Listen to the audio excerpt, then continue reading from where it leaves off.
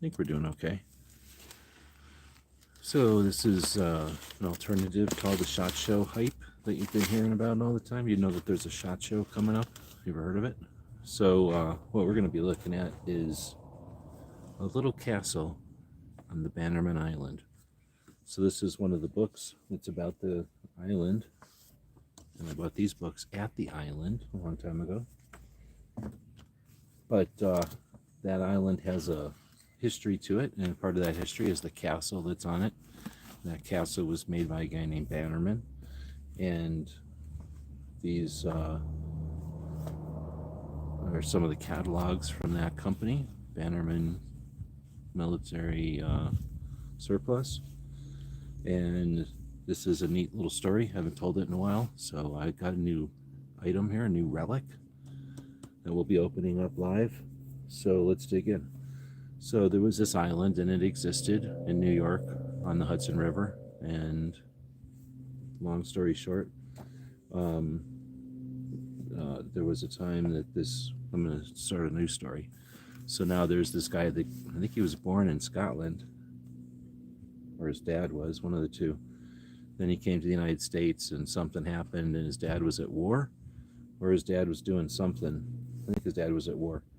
So he needed to raise money for the family, or make money for the family, and he was a little kid. So he was throwing a rope into the water and pulling out pieces of big rope from the ships that they would fall overboard or something, and he could sell that rope, and he used that money to feed the family and eventually start a store selling surplus stuff. And then once he had enough money, he started to buy surplus to acquire it, and that took off. So his acquisitions became so large that he needed a place to put them, and he bought a building after building in New York City. In one of these catalogs, this is one of the buildings in New York City where he had his warehouse slash museum. So it was a museum essentially, but you could just buy everything. Everything was for sale. So he had this couple of buildings in New York, and at some point after the Spanish-American War, I think, or maybe the War of 1812. No, it would have been the Spanish-American. It could have been either one, I guess. I don't really know. It was Spanish-American War, probably. He went and bought everything from both sides. So everybody just kind of stopped fighting and put down their stuff, and he went out and bought all of it from both sides. And he brought all that back to New York City, and then they said, hey, why don't you take that out of New York City instead? So then he bought that island, he built a castle, and he put all that stuff in the castle. And then the castle has, after he passed away, the castle fell into some disrepair, and then eventually an explosion happened, and then eventually the family left the island and the factory, or not the factory, but the castle, the warehouse, and then a fire happened, and now it's in a state of disrepair.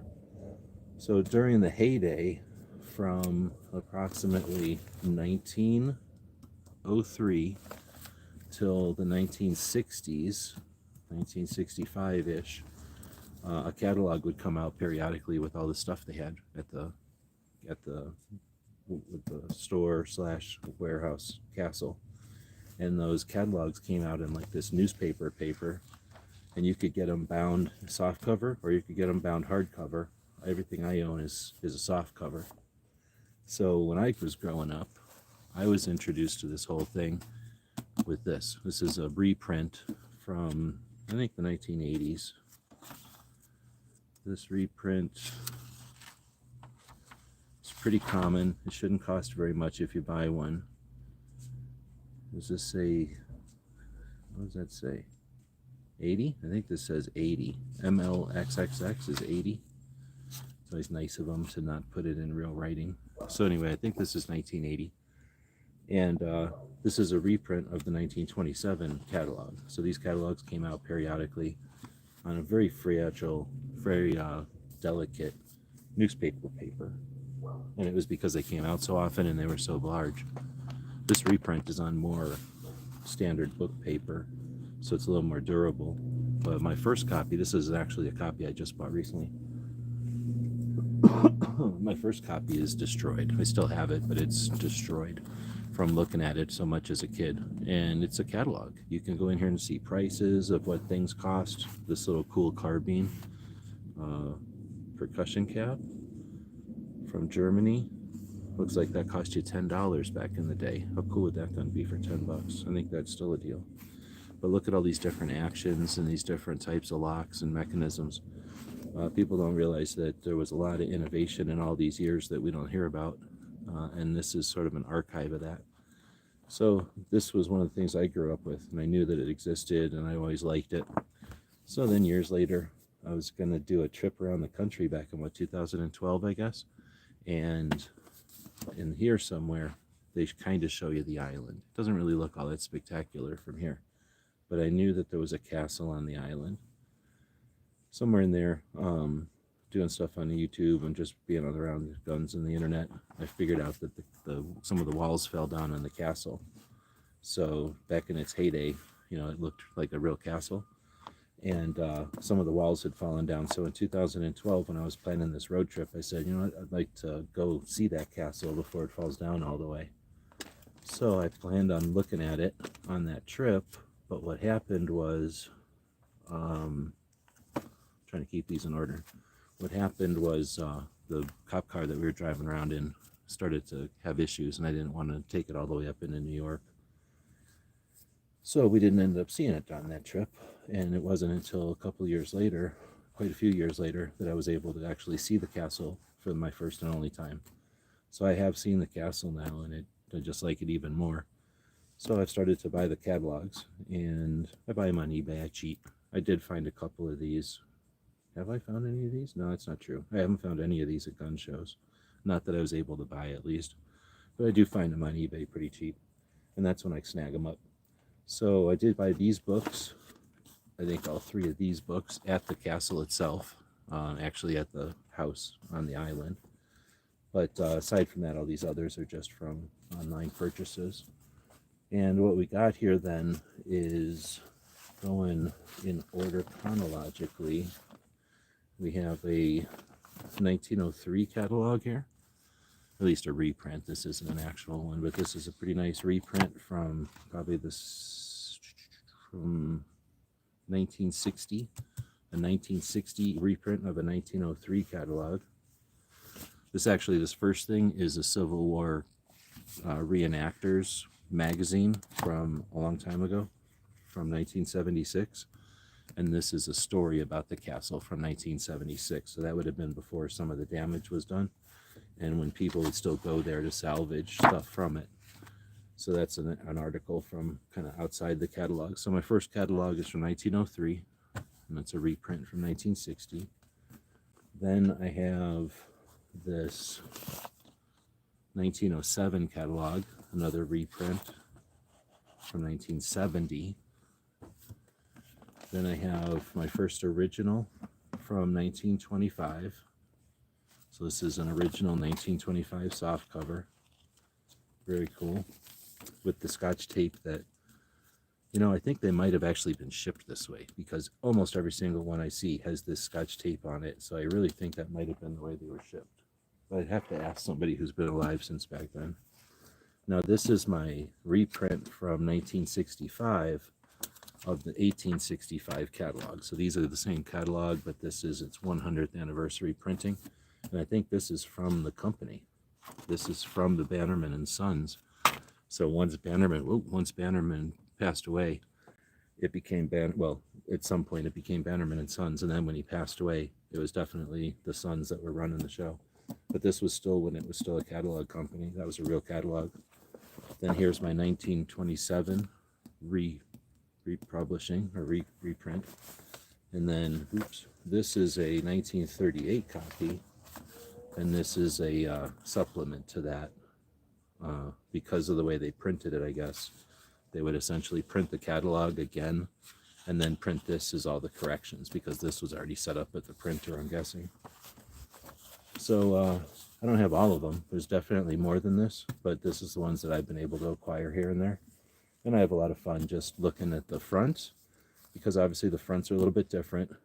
More stuff gets added. So the supplements, it's hard to find the actual stuff that's new.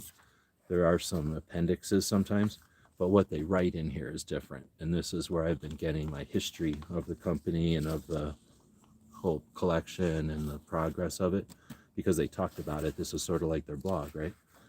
Then there's pictures usually at the back, and like this one shows pictures, and this would have been, you know, before any kind of damage was done. But look how fragile that is, right? So pieces of history. It's just neat. You can buy this stuff still on eBay or whatever. Then of course in the reprints, that's just a little easier to absorb. You can see the pictures a little easier, but typically at the back of the catalogs, they would talk about the island. In the front of the catalog, they would talk about the company. All right, so that's my collection there. And like I said, a couple of accessories to that. The Civil War Club catalog. This is a book written about the daughter of Bannerman, who owned the island for a while.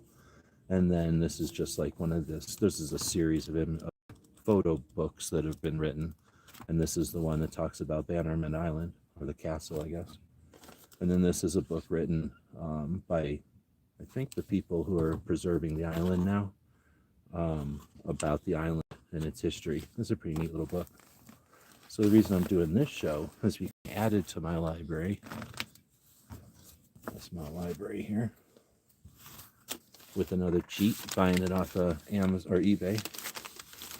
So let's open it up. I figure I bought this for myself at Christmas, and I probably should do something before I can't put comments, or I can't put a review up.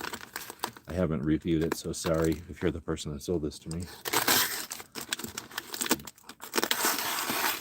But I do want to make sure it's actually in here. Good. DJ's out there. Welcome. Oh, did you put a link to the playlist? Thanks. I've definitely done a lot of content over the years about the Bannerman Castle. I'm a big fan of it.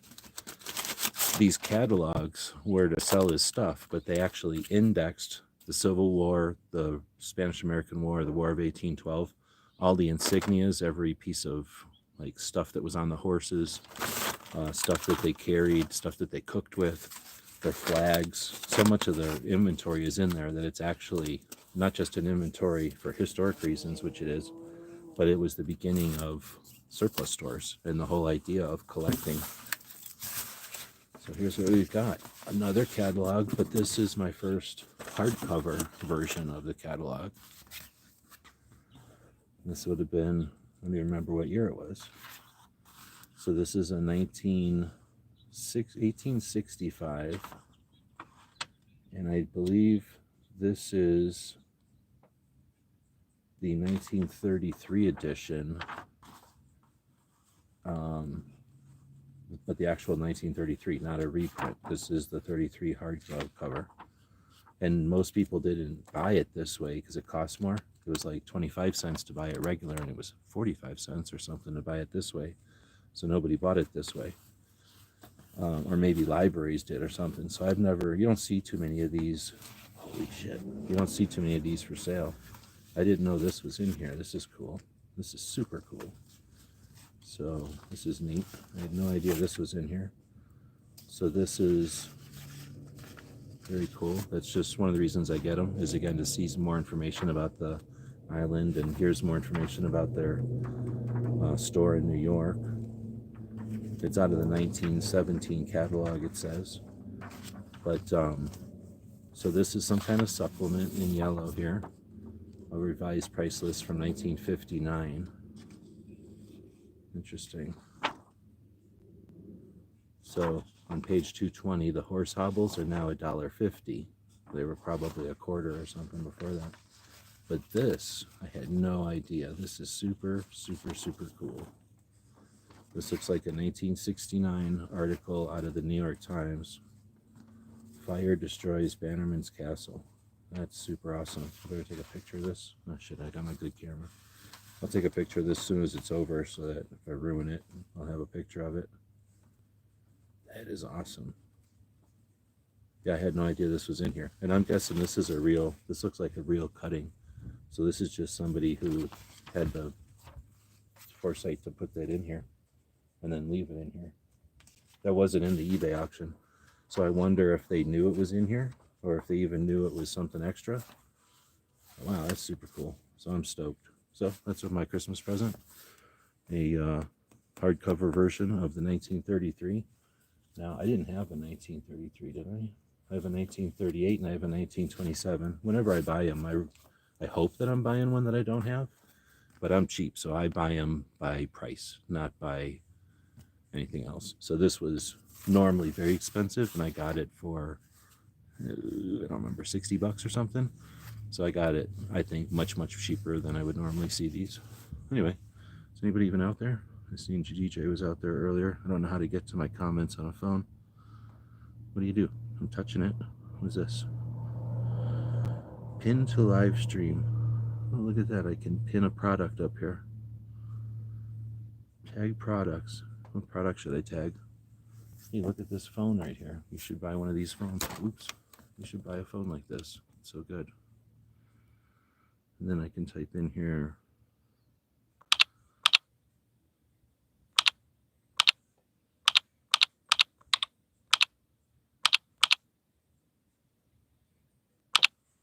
Can you hear me typing?